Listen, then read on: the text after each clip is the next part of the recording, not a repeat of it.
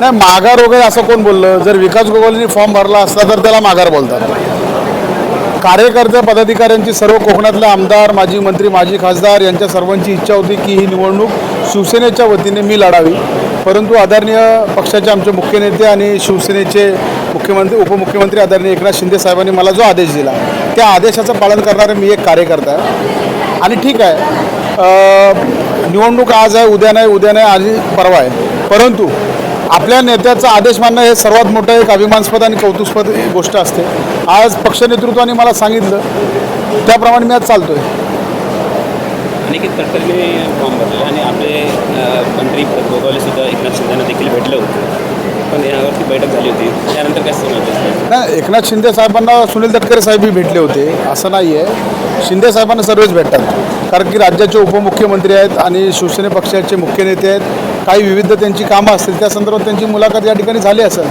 परंतु भेट घेणं काही चुकीचं नाही आहे. राजकीय क्षेत्रामध्ये आपण काम करत असताना स्वतः ते त्यांच्या पक्षाचे प्रदेशाध्यक्ष आहेत, या रायगडचे खासदार आहेत आणि त्यांचं काय काम असेल शिंदेसाहेब म्हणून ते या ठिकाणी भेट घेतली असेल त्यांनी. रायगडमध्ये कोकणामध्ये विकास गोगावलेच पाहिजे अशी देखील चर्चा झाली होती आणि आम्ही प्रतिस्पर्धी म्हणून मैत्रीपूर्वक अर्ज करून.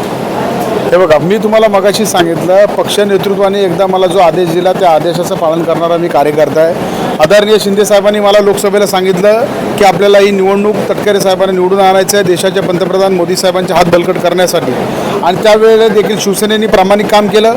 याही निवडणुकीला शिवसेनेच्या वतीने आम्ही या ठिकाणी प्रामाणिक काम करू. अजून 4 तारीख शिल्लक आहे. आमचे महेंद्र शेठ दळवी यांचा अजून अर्ज आहे तिथं, त्यांच्या मुलीचा 4 तारीख अजून शिल्लक आहे. 4 उमेदवार रिंगणामध्ये आहेत. अनिकेत तटकरे असतील, आमची दळवी असेल, त्याचप्रमाणे आमचे शेतकरी कामगार पक्षाचे म्हात्रेसाहेब असतील, बाळा मानेसाहेब असतील. ही सगळीच लोक 4-5 जण इच्छुक त्याच्यामध्ये उमेदवार अर्जामध्ये आहेत. बघूया पुढं काय होते त्याप्रमाणे. निवडणुकीनंतर पालकमंत्र्यांचा जो तिढा आहे हा सुटेल का?